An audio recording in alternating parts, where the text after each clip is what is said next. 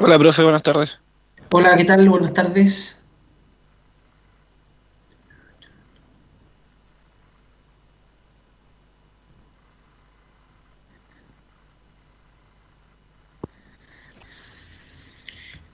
Bien, eh, a ver, haciendo un breve recuento de lo último que estuvimos trabajando, ustedes recordarán que las últimas, a lo menos 5 sesiones, estuvimos trabajando la época colonial, cómo Chile sufría una especie de doble dependencia externa porque estaba controlada en términos económicos por el monopolio comercial, ¿cierto? Con las rutas preestablecidas, e internamente porque estaban en las distintas localidades de lo que hoy día conocemos como Chile, eh, encabezadas, dirigidas por élites locales. Y discutimos lo que eran las élites, ¿ya? Y había algunas zonas que eran mineras, otras eran más comerciantes, otras eran agrícolas, otras eran hacendadas, etcétera, etcétera. Por lo tanto, eso se fue dando durante la época de la colonia hasta las reformas borbónicas, porque las reformas borbónicas tenían como lógica reconquistar las colonias americanas que veían los Borbones, las nuevas autoridades borbonas, que habían sido, entre comillas, perdidas, se habían comenzado por la vía de los hechos a desarrollar de forma autónoma, a casi independizar de los dominios hispanos. Por lo tanto, lo que hacen los Borbones es intentar reconquistar las colonias. Y esto implicó una serie de cambios, ¿ya? Generar más virreinatos. Recuerden ustedes que surge el virreinato de Nueva Granada y el virreinato de La Plata en Sudamérica. Comienzan a aparecer las intendencias para quitarle el poder a los cabildos. Incluso surge la intendencia para quitarle el poder a los cabildos, y comienza también la apertura comercial, lo que va a beneficiar a algunos y va a perjudicar a otros, ¿ya? Por tanto, las élites locales van a tener miradas distintas en torno a la reforma borbónica y van a haber algunas que se van a ver beneficiadas y otras que efectivamente no se van a ver beneficiadas, ¿ya? Esto estaba ocurriendo y analizamos nosotros, ustedes recordarán el texto de John Lynch en la Revolución Hispanoamericana, el capítulo 1. Esto es lo que estaba ocurriendo, ¿ya? Pero en Europa, el año 1789, se va a desarrollar la Revolución Francesa y como consecuencia de la Revolución Francesa, el monarca absolutista Luis XVI en Francia, Borbón, él y su señora son guillotinados en la plaza pública y comienza la Revolución Francesa. Y como consecuencia de los procesos revolucionarios franceses y las distintas etapas que tiene internamente, posteriormente va a aparecer Napoleón Bonaparte, quien va a visualizar que no va a estar asegurado la Revolución Francesa si es que al lado, es decir, en España, seguía gobernando un monarca Borbón. Por lo tanto, deciden invadir España, es capturado el monarca Fernando VII, y asume el hermano de Napoleón Bonaparte, José Bonaparte, ¿ya? Alias Pepe Botella. Así, si el monarca Fernando VII está preso y hay otro monarca que está usando su cargo, comienza una discusión en España en torno a qué hacer con el poder. Y algunos dicen que, bueno, si el poder viene de Dios, se lo entrega al rey para gobernar al pueblo, pero si el monarca no está, o el que está ilegítimo, el poder recae en el pueblo. O las teorías que estaban surgiendo en Francia, justamente, en torno a la soberanía popular, dicen que el poder reside más bien en el pueblo. Por lo tanto, ellos tienen el derecho a levantar su propio gobierno. En este contexto surge los gobiernos juntistas en Cádiz, la Junta de Cádiz. Y en España, en Europa, estaba esta tensión en torno a quién hacerle caso, a quién someterse. Si al monarca Fernando VII que estaba preso, si al nuevo monarca José Bonaparte, o someterse al gobierno, al pueblo español a través de los gobiernos juntistas. Y ahí está la Junta de Cádiz. Esa información llega a las colonias hispanoamericanas y hay una gran incertidumbre, un gran temor en torno a qué hacer. Y eso ocurre también en Chile. ¿Qué es lo que había que hacer? Someterse al nuevo monarca, jurarle fidelidad al monarca que estaba preso, someternos al pueblo español a la Junta de Cádiz o incluso ver la posibilidad de independizarnos. Y por lo tanto estaba esta incertidumbre y en esta incertidumbre se convoca al Cabildo del 18 de septiembre del año 1810, ¿ya? En la cual llegan vecinos ilustres de las principales ciudades del Chile colonial aquel entonces, y nosotros analizamos la clase pasada el acta del Cabildo del 18 de septiembre del año 1810, en la cual llegan alrededor de 450 personas, y en ella se establece jurarle fidelidad al rey preso Fernando VII y defender, dice, incluso hasta con la última gota de sangre, los dominios, y por lo tanto se comienza a organizar la defensa del reino, ¿ya? Se establece un gobierno provisional y nunca se habla de independencia, ¿ya? Sin embargo, con posterioridad a este proceso, hay algunos historiadores que visualizaron en esta reunión en el Cabildo el germen independentista de un gobierno propio, ¿ya? Por lo tanto, ahí algunos establecen que desde el año 1810 hasta el año 1814 se le denomina la Patria Vieja.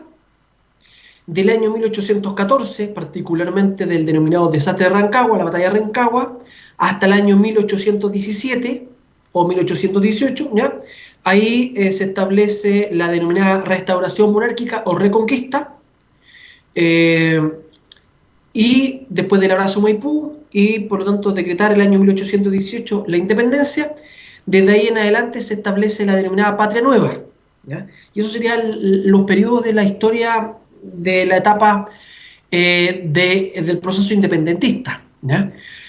Por lo tanto, eso es lo que se da. Y en este periodo, desde el año 1810 hasta el año 1823, incluso hasta el año 1831, 1830-1831, en lo que hoy día nosotros denominamos como Chile, o lo que se denominaba también en Hispanoamérica, se establece algo que ya venía desde la época de la colonia y que va a durar, ojo, hasta las primeras décadas del siglo XX, que va a ser denominada la época oligárquica, ¿ya?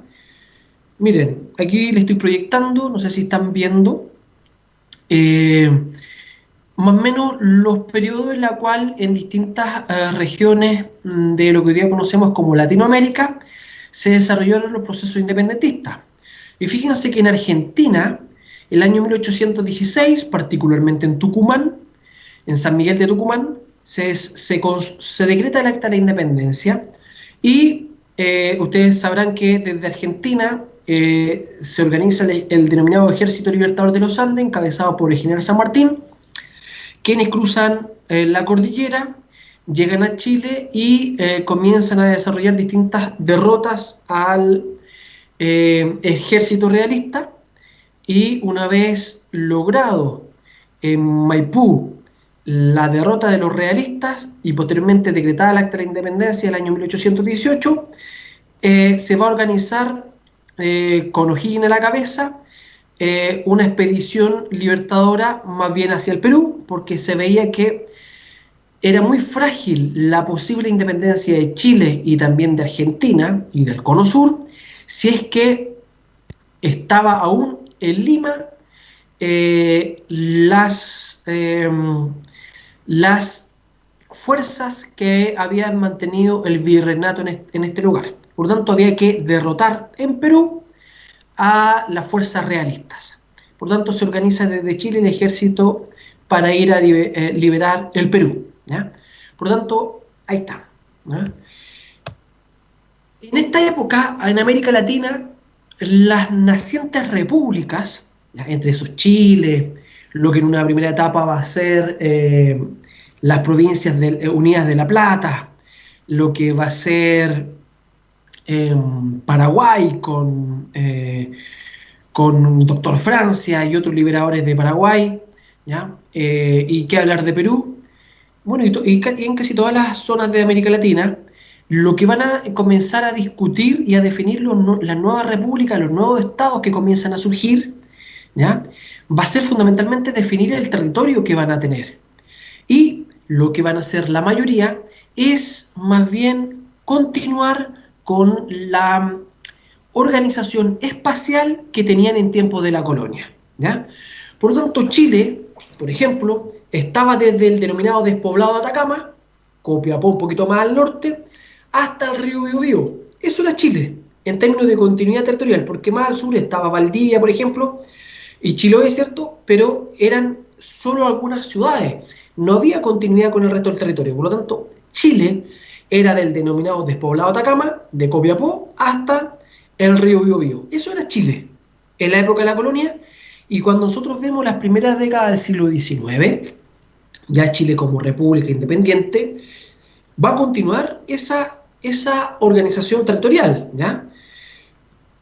Por lo tanto, se traspasa el Chile colonial en términos territoriales a lo que va a ser el Chile republicano.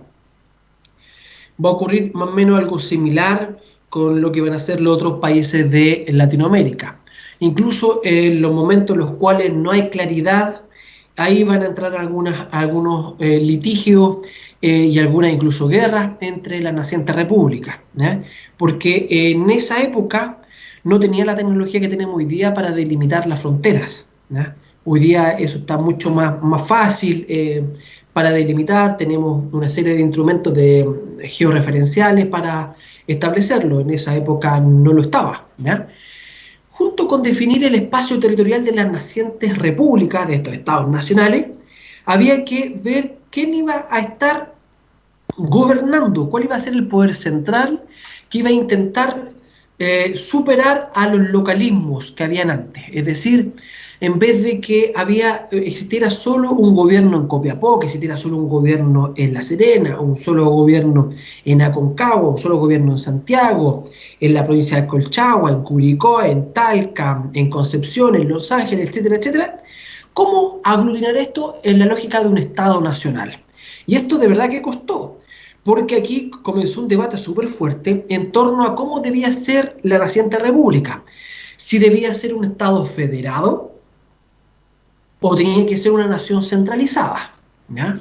Y fíjense lo contingente de esta discusión, porque esta discusión nosotros podríamos pensar que fue del siglo XIX, y hoy día que estamos en pleno siglo XXI, y con un debate constitucional que está detenido por la pandemia, ese debate no está zanjado y es muy probable que cuando termine la pandemia y venga nuevamente toda esta discusión en torno a la nueva constitución, venga, bueno, ¿qué va a ser centralista con una fuerte presencia de Santiago o vamos a avanzar más en un regionalismo más profundo? ¿Ya? Casi como un federalismo como tienen otros países. Fíjense que en esta etapa fundacional de Chile y de los países latinoamericanos, esta discusión se dio. Y en Chile esto implicó incluso guerras civiles, muy cruentas, ¿ya? Finalmente, tras estas guerras civiles, triunfa el centralismo y triunfa Santiago, pero esto no ocurrió. Igual en Argentina, en Brasil, en Perú, en México, en Colombia, en Estados Unidos. En esos lugares, por ejemplo, primó el federalismo. Fíjense ustedes, por ejemplo, y que puede servir incluso para cuando ustedes hagan clase en los colegios de estos temas, Estados Unidos es federalista y son distintos estados, incluso cada uno de esos estados tiene sus propias leyes. Y por eso así podemos entender, por ejemplo, cuando los Simpsons, hay algunos estados en los cuales no pueden entrar porque tienen deudas pendientes con la justicia, ¿ya? Y hay otros estados en los cuales se pueden mover sin ningún problema, ¿ya? Y esto es porque el federalismo llegó a tal nivel que cada uno de estos estados tiene sus propias leyes, sus propias policías, ¿ya? Y en el estado de al lado puede ser incluso distinta. Acá en Chile no. El centralismo ha establecido que incluso en la misma ley entre Arica y Punta Arenas, ¿ya? Si alguien comete un delito en Arica, lo pueden detener en Punta Arenas. No hay ningún problema con eso, ¿ya? Por ejemplo, en Brasil, esto fue súper complejo, porque Brasil hubo una fuerte disputa entre las ciudades que existían desde la época de la colonia y que después, cuando nace el Estado brasileño, van a intentar cada uno sopesar unos sobre otros y no se van a querer someter a otros. Por ejemplo, Santa Catarina, Minas Gerais, Sao Paulo, Río de Janeiro, entre otros, ¿ya? No se van a querer someter unas con otras y más bien se van a desarrollar de forma autónoma. Y la fuerte disputa va a estar entre Sao Paulo y Río de Janeiro. ¿Cuál iba a ser la capital? Y finalmente lo que resolvió Brasil, fíjense, para que entiendan un poco, fue inventar una capital para evitar esta disputa entre Sao Paulo y Río de Janeiro u otras ciudades que se pudiesen levantar, a ver quién iba a primar. Se resolvió inventar una capital y se inventó Brasilia. Brasilia, de hecho, se creó como ciudad en la década del 40 del siglo XX, ¿ya? Ahí recién. Y tuvieron que hacer un fuerte trabajo para que se reconozca a Brasilia como capital de Brasil y se reconozca como brasileños todos los que viven en Brasil, porque estaba muy fuertemente enquistado los localismos, es decir, la gente se sentía más bien de Minas Gerais, de Sao Paulo, de Río de Janeiro, de Santa Catarina, etcétera, etcétera, pero no de Brasil, ¿ya? Y ahí hay un autor, si usted quisiera profundizar en este tema, José Murilo de Carvalho, y tiene un libro que se llama Brasil, Naciones Imaginadas. Muy, muy interesante, ¿ya? Por lo tanto, había que establecer un poder central en esta época que supliera los viejos localismos. Y Chile lo hace a través de guerras, en la cual logra, con mucha violencia, Santiago someter a los levantamientos de San Felipe, los levantamientos de Copiapó, los levantamientos de La Serena, los levantamientos de Talca, Curicó, los levantamientos de Concepción. Ojo, Concepción se levantó permanentemente, ¿ya? Y logra para someter Santiago al resto de las provincias, ¿ya? En esta época también había que articular una economía nacional y Chile tenía ya una articulación económica desde la época de la colonia. Recordarán ustedes lo que yo les mencionaba sobre Marcello Carmagnani, ¿cierto? Que hablaba ya que en la época de la colonia había una articulación económica, teníamos un norte minero, una zona central agrícola y un sur ganadero, que entre ellos se articulaban, ¿ya? Y cuando viene la fundación de la República, esto se va a mantener, y quienes van a comenzar a dirigir este Estado van a ser una clase dominante que va a ser la oligarquía. Y la oligarquía, lo que es en esencia, es cómo se sintetizan, se unen los ricos de la época, las élites de la época, élites mineras, élites comerciantes, élites ganaderas, élites hacendadas, élites militares, etcétera, etcétera.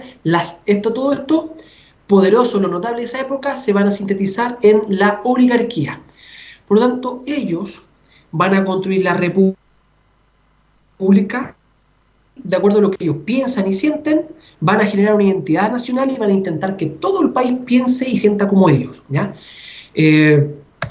Así, las élites, que van a ser unidas, van a ser una oligarquía, van a comenzar a construir este Estado y van a tener una fuerte obsesión por el orden, ¿ya? No sé si hay una consulta hasta el momento, comentarios, por favor, las y los escucho.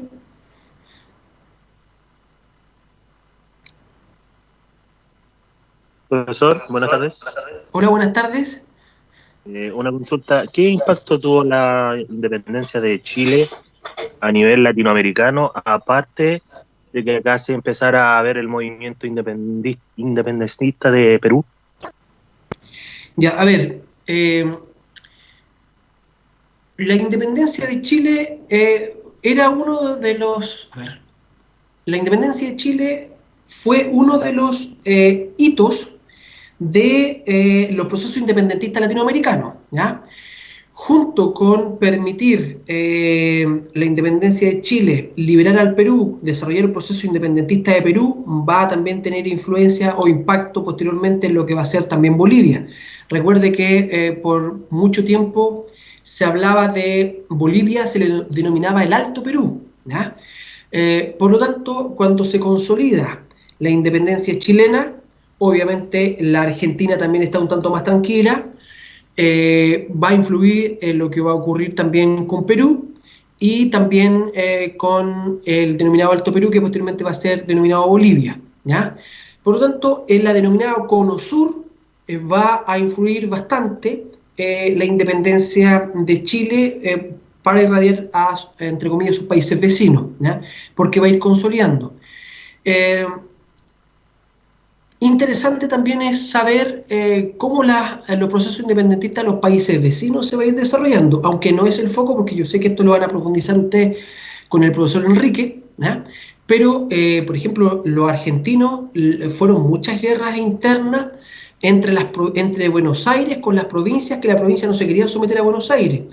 Y como bien comenta ahí Estefanía, Río fue por mucho tiempo capital de Brasil, pero recibió mucha resistencia de Sao Paulo y finalmente esto se resolvió en Brasil con la fundación de Brasilia, ¿ya? Eh, Perú, durante el siglo XIX, las primeras décadas del siglo XIX, después del proceso independentista, eh, tuvo bastante dificultad en términos de definir algunos elementos limítrofes que incluso le van a llevar a una guerra con Chile. Estoy pensando en la guerra contra la Confederación Peruana Boliviana que desarrolla Chile por ahí por el año 1837, ¿ya? Eh, pero esta guerra fue relativamente fácil de resolver porque había un espíritu en los países que estaban incluso disputándose, que era Perú, Bolivia y Chile, de consolidar la independencia. Era importante consolidar la independencia, ¿ya? Distinto va a ser la guerra por el salitre, segunda mitad del siglo XIX, ahí hay otro proceso. Pero en estas primeras guerras va a ser un tanto más sencillo, ¿ya?, de resolver. Consultas, por favor, comentarios.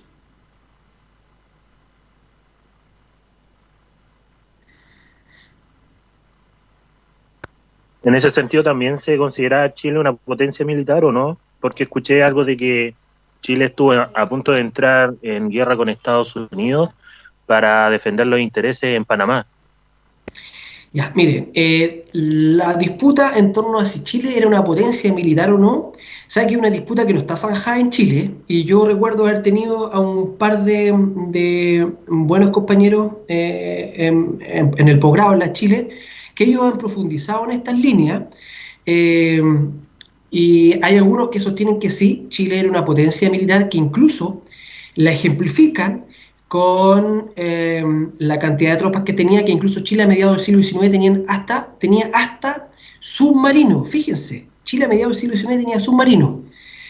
Por lo tanto, algunos sostienen que era una potencia militar y otros dicen, no, si bien es cierto tenía submarinos, esto no significa o no significaba en aquel entonces ser una potencia militar. Y una evidencia de aquello es que cuando Chile le toca una guerra que ellos creían que iban a ganar rápidamente, que va a ser la guerra contra Perú y Bolivia, la guerra del salitre, que ellos creían que iban a ser algunas semanas, con suerte unos meses, y duró prácticamente casi 4 años, del año 1879 al año 1883, ¿cierto? Y fue una guerra de desgaste. Fue tanto así que Chile comenzó a entrenar, fíjense, a entrenar niños para esa guerra.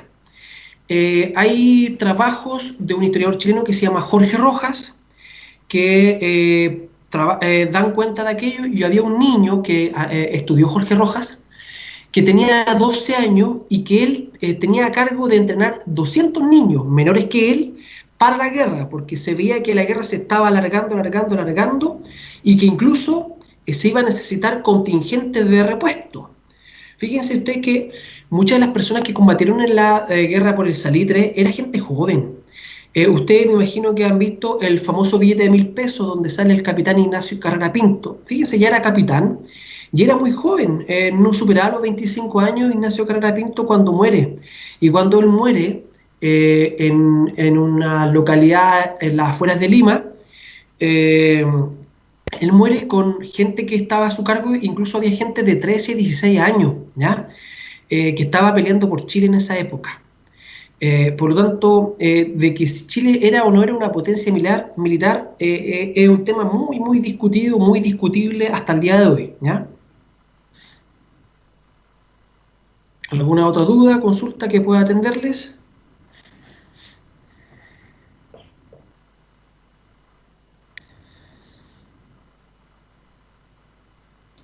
Bueno, si quisieran profundizar en temas de los niños en la guerra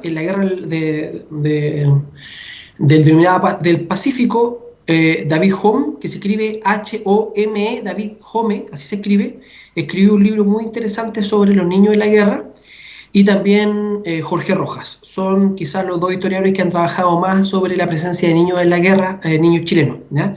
Así que ahí les doy dos autores. Jorge Rojas tiene muchos libros, ¿ya? Y ahí puede usted buscarlo por Jorge Rojas nomás, y infancia, y le van a aparecer varios libros, ¿ya?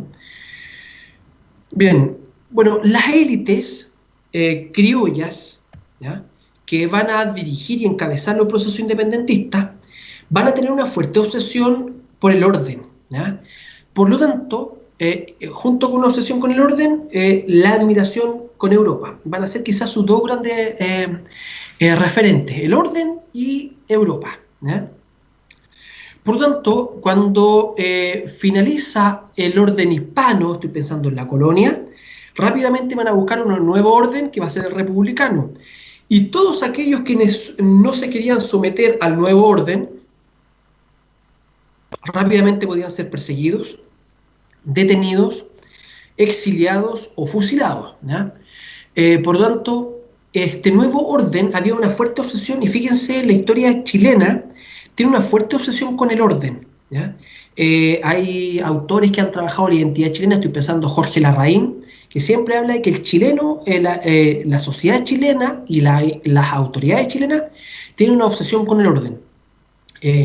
No es menor, y es muy sintomático lo que está ocurriendo hoy día en Chile, por ejemplo, de esta nueva reglamentación, esta nueva ley, que aquellas personas que estén incumpliendo los toques de queda y la orden de cuarentena incluso pueden ser apresados con 5 años de cárcel. Es una sanción muy severa, muy, muy severa. Por lo tanto, da cuenta de que lo que busca la autoridad es que efectivamente toda la gente esté en la casa y en orden, ¿ya? Eh, el orden incluso ha justificado acciones de violencia y autoritarismos, ¿ya? Fíjense que en la etapa cuando están haciendo el Chile republicano, las autoridades utilizaron permanentemente el autoritarismo. Y ahí tenemos, por ejemplo, O'Higgins, ¿ya?, que veía que habían proyectos distintos a lo que él estaba instalando. O'Higgins, Carrera, incluso los manda a matar, y aquellos que no se sometían eran perseguidos de forma bastante autoritaria. Y fíjense ustedes lo que ocurre del año 1831 al año 1861, buscar el orden a la fuerza, ¿ya? Incluso aquellos que a través de la prensa manifestaban discrepancias con el gobierno podían ser azotados en la plaza pública. Le ocurrió, por ejemplo, a la gente del diario El Copiapino, cuando en la editorial escribieron algunas columnas en la cual se criticaba al gobierno de Manuel Montt, y el intendente Silva Chávez, el intendente del norte, que era de Coquimbo, pero que le correspondía administrar también Copiapó, apresaron al editor del diario El Copiapino y le dieron 30 azotes en la plaza pública, ¿ya? Porque no quería que nadie cuestionara al gobierno de turno, ¿ya? Se fijan, por tanto, hay una obsesión con el orden. Y este orden aglutinaba tanto a los liberales como a los conservadores, quienes veían que para que el país progresara tenía que tener orden. Daba lo mismo si era un proyecto liberal o un proyecto conservador, pero el orden era fundamental, ¿ya? Por tanto, el orden lo que garantizaba era la gobernabilidad, es decir, de que se pudiesen desde arriba articular los poderes del Estado para desarrollar las políticas públicas y, obviamente, consolidar el poder de las nuevas autoridades, ¿ya? Y si era necesario perseguir y minimizar aquellos grupos que tenían visiones distintas, se hacía, ¿ya? Por lo tanto, los bandidos, los indígenas, los mestizos eran vistos como un problema para el orden social, porque los indígenas no se sentían necesariamente chilenos, porque los bandidos no reconocían el nuevo Estado, y aquí estaban, por ejemplo, en esta zona los Pincheira, ¿cierto? Y los mestizos no se habían sentido desde la época de la colonia ni españoles ni indígenas. Por lo tanto, era un tercero distinto, ¿ya? Por lo tanto, el orden implicaba la acción de fuerza, sí, ¿ya? Por lo tanto, este eslogan chileno, por la razón o la fuerza para instalar el orden, se usó, siempre se ha usado, ¿ya? Por lo tanto, si era necesario reactualizar la fuerza de la monarquía absolutista para instalar el orden y consolidar la república, si había que hacerlo, se hacía. Y así lo hicieron, ¿ya? Y así lo hicieron. Lo hizo Higgins y lo hicieron después los gobiernos conservadores Prieto, Bulnes y Montt, ¿ya? Y muchos otros, ¿ya? Podemos incluso llegar en el siglo XIX con la obsesión del orden hasta presidente Balmaceda, ¿ya? Es decir, con los levantamientos que habían en la salitera. ¿Cómo reaccionaba el presidente Balmaceda? Con mucha represión, con mucha represión, ¿ya? Así es que, eso. Consultas, dudas, comentarios, por favor.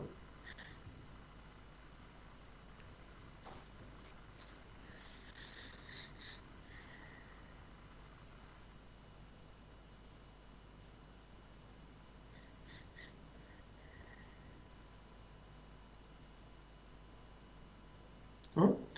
Bien, y otro de las obsesiones de las élites de la oligarquía era su admiración con lo europeo, ¿ya? Para eso, ellos veían Europa como sinónimo de progreso cultural, intelectual, económico, industrial, y había una fuerte admiración. Por ello, enviaban a sus hijos permanentemente a estudiar Europa.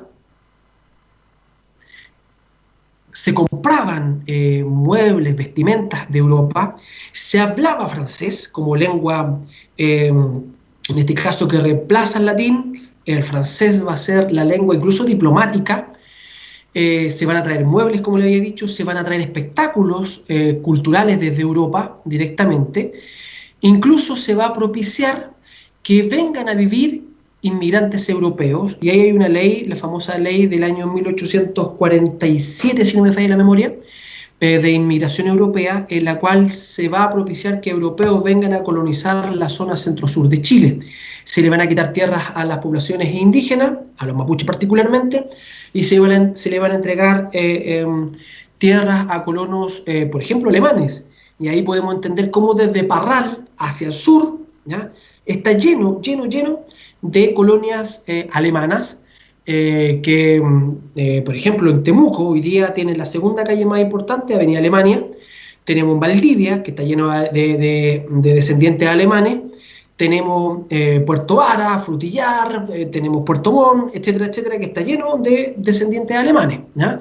Por lo tanto, esto viene del siglo XIX, porque el Estado chileno estimuló la inmigración europea y comenzó a quitarle tierras a los indígenas, a los cuales veían como sinónimo de retraso, de barbarie, de incivilización. Y caso de esto fue Argentina, fue Uruguay, fue Brasil, fue Chile, ¿ya? Los argentinos tienen, por ejemplo, al general Roca, que avanzó hacia el sur aniquilando a poblaciones indígenas. En Uruguay aniquilaron prácticamente toda la población indígena, y en Uruguay prácticamente no quedan indígenas. En Brasil, que hablar, ya con la gran cantidad de colonizadores que también llegan desde Europa y que le van a quitar tierras a los indígenas. Y Chile, nosotros ya lo sabemos, con el avance del Estado chileno con Cornelio Saavedra y Gregorio Urrutia, que van a ir avanzando hacia el sur y ocupando tierras de los indígenas, ¿ya? Fíjense la siguiente diapositiva. Esto es del diario Copiapino, el año 1850, cómo refleja el pensamiento de aquel entonces, cómo se veía a Chile en términos de cuáles eran los requisitos para alcanzar el progreso. Y dice: tres fuerzas se han considerado en todos los tiempos necesarias para este progreso de los países en América: la riqueza, primero, la inmigración y la instrucción. El norte está encargado de proveer a la república de la primera, es decir, la riqueza, ¿ya? ¿Por qué el norte está encargado de entregar riqueza a la nación? Recuerden ustedes que el año 1832 se descubre el mineral de Chañarcillo en Copiapó, posteriormente el de Tres Puntas, etcétera, etcétera. Y hay una serie de yacimientos mineros en el norte, Copiapó, Huasco, Coquimbo y alrededores, que van a entregar bastante minería y metales preciosos para el país. Por lo tanto, el norte entregaba riqueza a la naciente república, sí, ¿ya?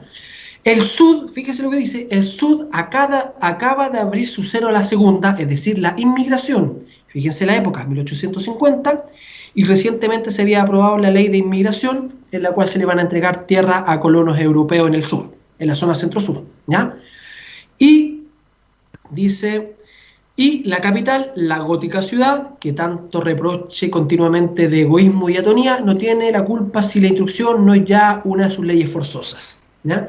Es decir, Santiago, el centro, se asociaba a la instrucción porque Santiago tenía una gran cantidad de escuelas, bibliotecas, incluso en el gobierno de Manuel Bulnes había fundado la Universidad de Chile, la primera universidad que va a tener el país, ¿ya? Recuerde que la Universidad Católica va a surgir la segunda mitad del siglo XIX.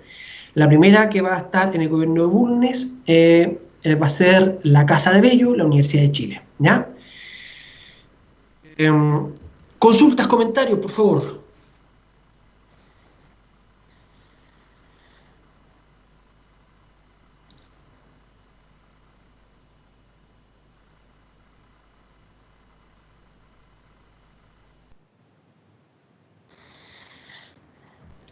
¿No? Bien, mire, me queda poco tiempo, así que voy a avanzar rápido y con la última diapositiva, ¿ya? Las últimas dos, ¿ya? Sí, las últimas dos. Profe, Los grupos, dígame, por favor. una pregunta en relación a lo que comentó antes, de cuando se dice que se abrió o se dio el permiso y se protegió la llegada de inmigrantes para la zona sur de Chile, y que para ello se hizo quitándole terrenos a los mapuches. ¿Sí? La pregunta va en relación a, en esa relación de lo que haberle quitado terreno a los pueblos originarios y haberle cedido terreno a los inmigrantes europeos, ¿qué ganaba el Estado chileno? Ah, ya. Como había por parte de las élites que dirigían el Estado chileno, existía esta mirada de que los grupos indígenas, y me permite avanzar en la siguiente diapositiva, los grupos indígenas eran más bien asociados a barbarie, retraso, postergación cultural, ¿ya? Por tanto, ellos visualizaban que había que despojarlos de estos territorios, ¿ya? Porque no le permitían a Chile progresar. Y al contrario, tener población europea le hacía sentirse incluso más europeo. Y visualizaban que si llegaban colonos europeos, Chile podía progresar en términos económicos y hacer mucho más rico y próspero el país, ¿ya? Por lo tanto, veían como sinónimo el progreso con estos inmigrantes europeos y veían como retraso, postergación, incivilización o incluso barbarie en estos indígenas. Por lo tanto, en la lógica que operaban ellos, que admiraban lo europeo, ellos visualizaban que estaban haciendo un gran aporte al progreso del país, ¿no? Muchos de los que llegaron inmigrantes eran personas, podríamos decir, de los estratos de los sectores populares y algunos de los sectores medios europeos. Estoy pensando en alemanes. Sin embargo, estos alemanes, algunos manejaban algunas técnicas de producción que cuando llegan acá las van a utilizar para comenzar, entre comillas, a una especie de industrialización incipiente. No es una industrialización en sí, sino que más bien es la incorporación de algunas tecnologías o técnicas para la producción agraria, fundamentalmente, ¿ya? Eso es lo que van a hacer básicamente, ¿ya? Y esta idea, como les decía, de ver a los indígenas como retraso, postergación, barbarie, queda muy reflejada en esta carta que le envió Pedro León Gallo, que es un ícono liberal del siglo XIX, a Diego Barros Arana, que junto con ser un gran historiador del siglo XIX, era una persona que era muy respetada y muy escuchada por parte de las élites políticas y va a ser un asesor de distintos gobiernos en la segunda mitad del siglo XIX. Y fíjense lo que le manda Pedro León Gallo desde el exilio, ¿ya? Después de que fracasa la guerra civil del año 1859, Pedro León Gallo huye al exilio, huye a Argentina primero y posteriormente está en Francia, y desde Francia manda esta carta, que se la manda a su amigo Diego Barros Arana. Y miren lo que dice, ¿ya? He leído mi correspondencia de Chile y las noticias que vienen son sin novedad ninguna. El mismo estado de cosas que antes. Descontento general, sentencias de muerte, prisiones, destierros. Los opositores que quedan no obran en ningún sentido, se contentan con cacarear y quizás con eso hacen más que lo que se pudiera esperar de ellos. Hay, sin embargo, sus montoneras en el sur, que tienen con cuidado al gobierno, pero yo estimo eso muy en poco.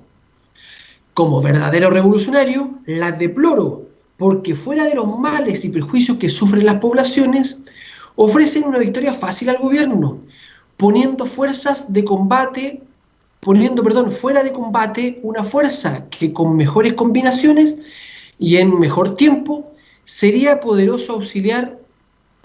A todo esto debo añadir que en las montoneras entra por mucho el elemento araucano, y tú sabes bien cuán perjudicial para un pueblo civilizado aliarse con los bárbaros.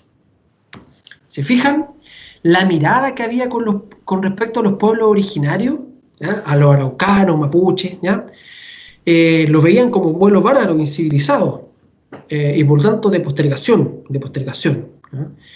Así es que eso es lo que, como eran vistas durante el siglo XIX las élites, eh, como las élites visualizaban cómo debía ser el Estado, cómo se debía construir, y por lo tanto con quienes estar de forma más cercana y con quienes no. A los indígenas eran básicamente excluidos, y al contrario eran atraídos a las poblaciones inmigrantes europeas. Consultas, comentarios, por favor.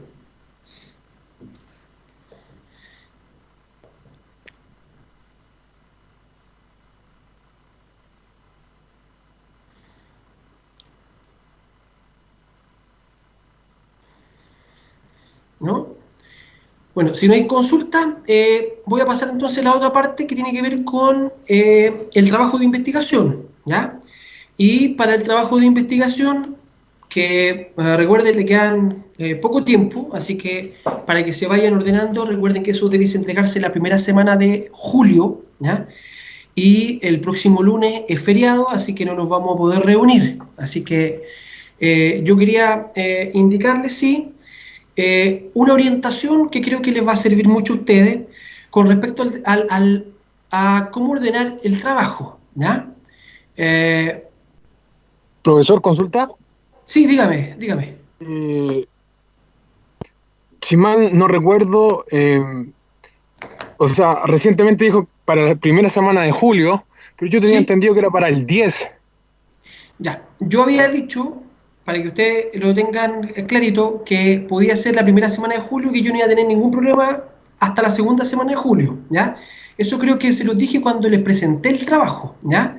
Así que la fecha inicial es la primera semana de julio, pero si ustedes como curso me dicen, profesor, ¿sabe qué? Por favor, den una semanita más, ni un problema, yo puedo postergarlo la segunda semana.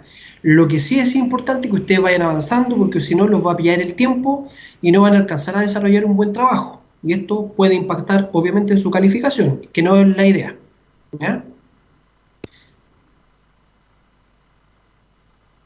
Claro, concuerdo con usted, la verdad, el tiempo pasa muy rápido y Así es.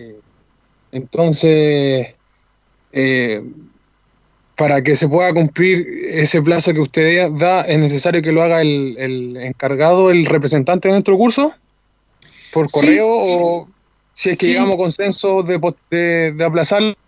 así es. Ya, Ustedes me profesor. escriben, pero yo le manifiesto desde antes, aunque ustedes sí tengo que pedirle ese, entre comillas, ese trámite burocrático porque me ayuda a mí a Ujú. respaldarme, porque yo tengo que cumplir, entre comillas, con ciertas fechas también de evaluaciones, y después me dicen, usted, profesor Jorge Molina, ¿por qué no cumplió con la fecha? Yo le Claro. decir, ojo, que el curso me pide una semana más y tengo aquí el respaldo, ¿ya?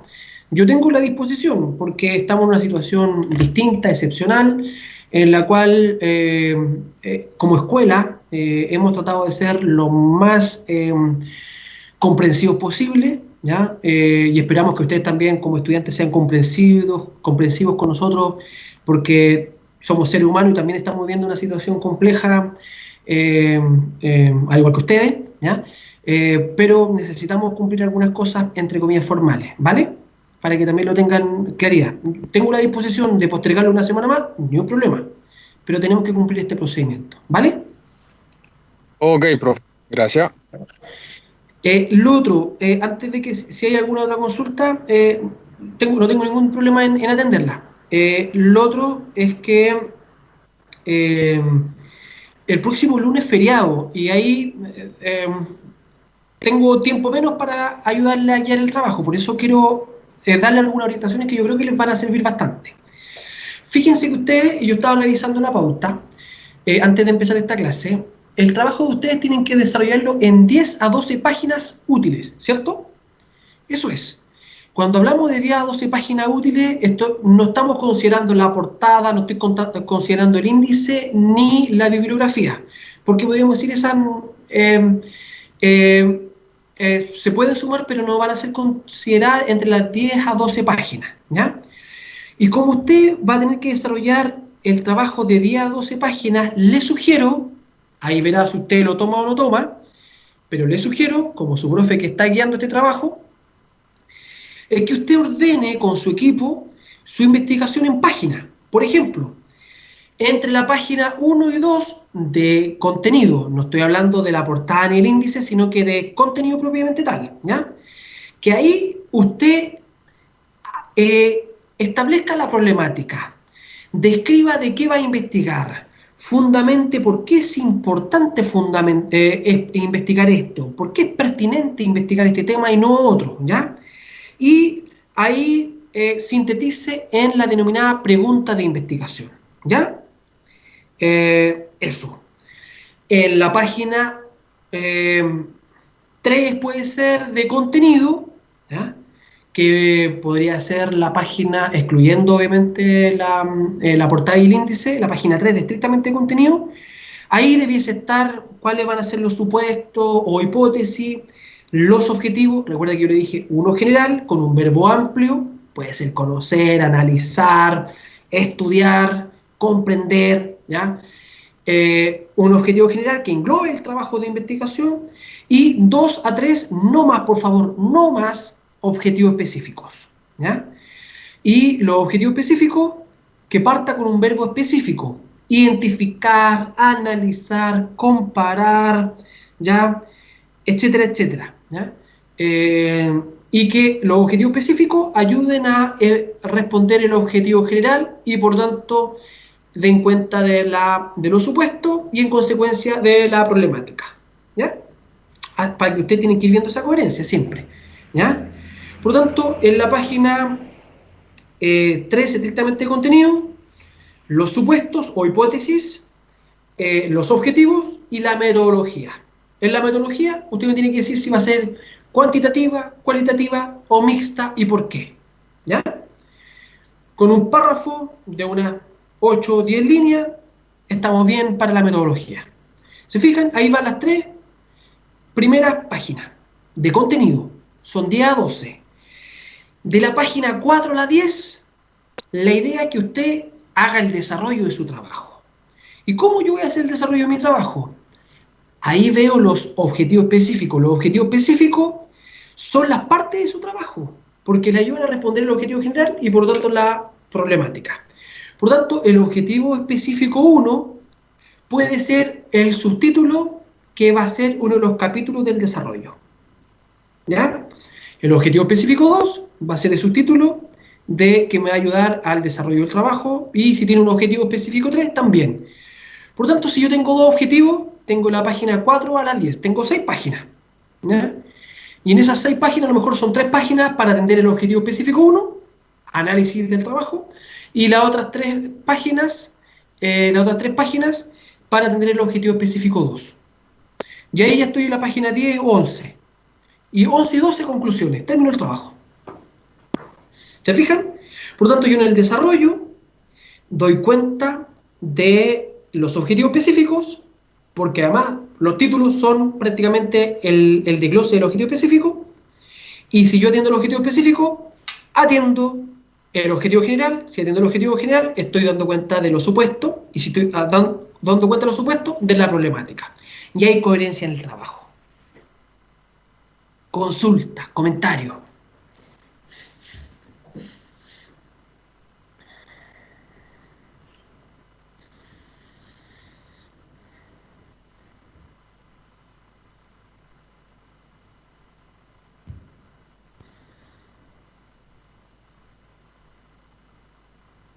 Consultas, comentarios. Profesor, Dígame. Yo tenía una duda, pero es como respecto a la clase, porque hay dos términos que no me quedaron muy claros. Por favor, se lo está Que tratando. en la diapo de el orden, habla sobre el orden, ¿Sí? hay, en el último punto dice reactualizaron la monarquía absolutista Ah, perfecto. con gobierno fuerte. Los conceptos que no me quedan muy claros son a qué se refiere con reactualizaron y los gobiernos fuertes, como cuál es algún ejemplo, algo para poder No hay entenderlo a qué problema. se refiere. Bien, bien. El concepto de reactualizar es que en algún momento estuvieron vigentes en los gobiernos fuertes, autoritarios, como la monarquía absolutista, y lo que hacen es que esas prácticas, gobierno fuerte, autoritarista, durante el siglo XIX se traen a colación y se comienzan a hacer iguales, ¿ya? Es decir, cuando nosotros estudiamos el gobierno de Prieto, que gobernó del año 1831 al año 1841, el gobierno de Manuel Bulnes del año 1841 al año 1851, o de Manuel Montt del año 1851 al año 1861, ellos como gobiernos, a pesar de que era una república, usaban la fuerza y tenían mucho poder concentrado en el presidente de la república, como en algún momento lo tuvieron también los monarcas absolutistas. Por tanto, hay varios historiadores que sostienen que, ojo, lo que hicieron los primeros gobiernos fue reactualizar, es decir, lo que estaban en la época de la colonia, actualizarlo a estos tiempos, ahora con la forma de república, pero la forma en la cual se ejerció el poder fue muy absolutista, muy concentrado en la figura del presidente de la república, como era en la época de la colonia, con el monarca absolutista. ¿Ya? A eso es lo que yo me refería. ¿Ya? Y hay un historiador que se llama Juan Cáceres que ha trabajado mucho estas temáticas. Bueno, hay muchos, pero acordándome uno ahora. ¿Ya? No sé si le estoy atendiendo la pregunta.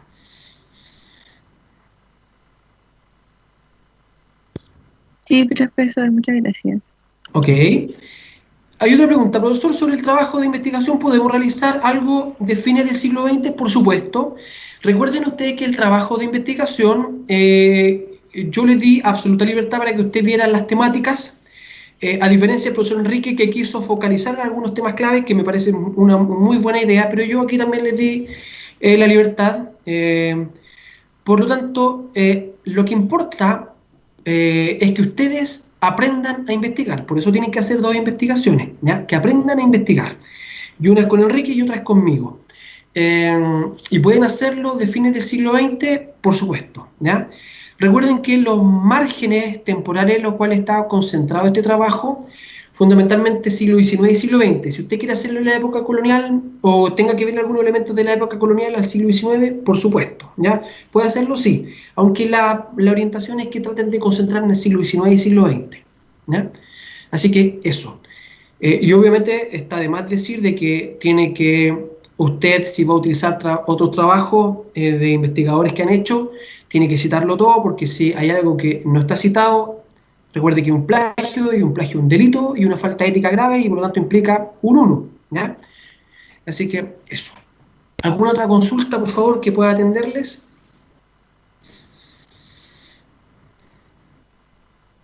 Por mi parte, profesor, de momento ninguna, pero a medida que uno va haciendo el trabajo... Sí, como que se fue la comunicación, parece. Disculpe, ¿me escucha ahora? Ahora sí, ¿sí? Ya, le comentaba que por el momento no tenía ninguna duda, pero a medida que uno va haciendo el trabajo van surgiendo y alguna posibilidad de poder recuperar ese lunes feriado quizás en la semana, específicamente para el tema de la investigación, quizás agendar alguna hora, hora a nivel general me refiero, pero que sea Sí. breve. Ok, miren, hagamos algo. Yo me puedo comprometer con ustedes, sí, hacer entre comillas, una especie de clase recuperativa, sí, ¿ya? También lo que yo sí necesito que me envíen ustedes una solicitud también, un correo, el encargado de curso que, profesor, queríamos solicitar que usted nos pueda otorgar una clase de acompañamiento para la investigación y nos centramos únicamente en la investigación, ni un problema, ¿ya? de forma paralela le vamos a pedir al ayudante que también comience a ayudarle a ustedes en esas temáticas y particularmente en algunas tareas, por ejemplo, de citación, que es súper importante que ustedes aprendan a citar bien y este trabajo le demanda algunos indicadores que usted cite bien. Y le vamos a pedir al ayudante que también le ayude en esas tareas, ¿ya? Así que sí, cuenten con ello. Yo puedo colaborarles, pero tienen que mandarme un correo y ahí nos ponemos de acuerdo después el día y la hora que a todos nos acomode para hacer ese trabajo de colaboración, ¿vale?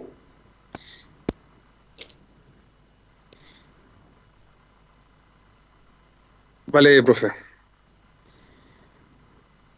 ¿Alguna otra consulta, duda? Profe, Sí. nosotros podemos ir, por ejemplo, mandándole avance o podemos a lo mejor poner una fecha de poder mandar como un avance y recibir como retroalimentación. Sí, mire, yo lo que ahora estaba pensando a partir de la solicitud que me hizo su compañero previamente, es que si estamos de acuerdo en establecer una fecha, que a lo mejor en esa fecha ustedes me den cuenta de su estado de avance y yo en ese mismo momento eh, orientarle en torno a las cosas que a lo mejor hasta el momento no están claras, lo que falta profundizar. Eso se me ocurre, así una cuestión súper rápida y concreta. Claro, similar con lo que fue con el video. Sí, sí, algo Ah, similar, pero quizás requeriría un poquito más de tiempo, porque la vez anterior fueron cerca de 5 minutos, ahora debiese ser un poquito más de tiempo, porque esto implica un trabajo, podríamos decir, un poquito mayor, ¿ya? Así que sí, algo similar tendríamos que calendarizar, fecha, horario para atenderlo a cada uno, sí. ¿Hay disposición de este profe? Sí, la hay. Tenemos eso sí que ponernos de acuerdo en los tiempos, ¿ya? Porque usted comprenderá que yo también tengo otros cursos, tengo una serie de otras tareas que la universidad me demanda y que, entre comillas, esto de hacer una clase o tiempo adicional para ayudarle en esto no estaba considerado en los tiempos. Pero yo tengo la disposición y si ustedes necesitan, cuenten conmigo, ¿vale? Ah, ya, profe, gracias. Ok. No sé si hay alguna otra consulta, duda.